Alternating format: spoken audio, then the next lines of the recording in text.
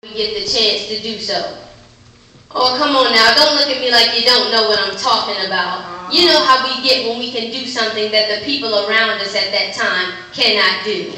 We immediately become so full of ourselves, and one of the first things or phrases that comes out our mouth is, step back and let a pro show you how to do it.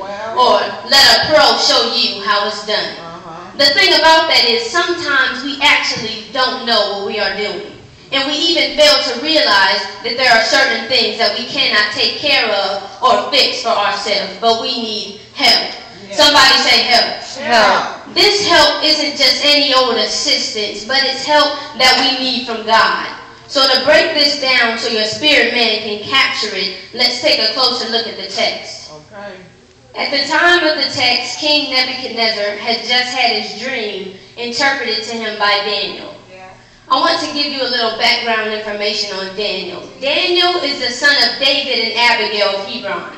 He is also known as the Old Testament major prophet and the priest who renewed the covenant under Nehemiah.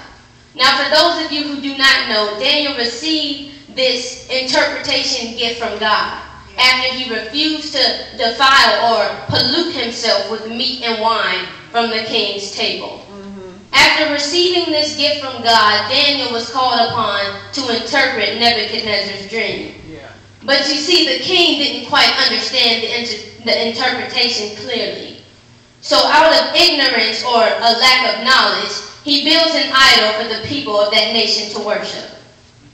The story goes on to say that the horn is sounded and everybody begins to bow down and worship this image, except for Shadrach, Meshach, and Abednego.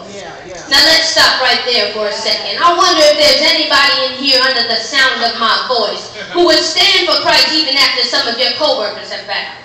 Even after some of your closest friends have bowed. Even after some of your supervisors have bowed. Some of y'all looking at me like I'm crazy because I haven't got to your street yet. But don't worry, I'm only around your corner. I need to know if there's anybody besides me who would stand for God even after some of your family members have bowed.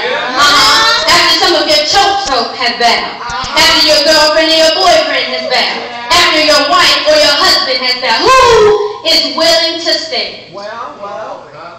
When Nebuchadnezzar receives word that these three boys refuse to bow and worship his idol, he gets furious with them.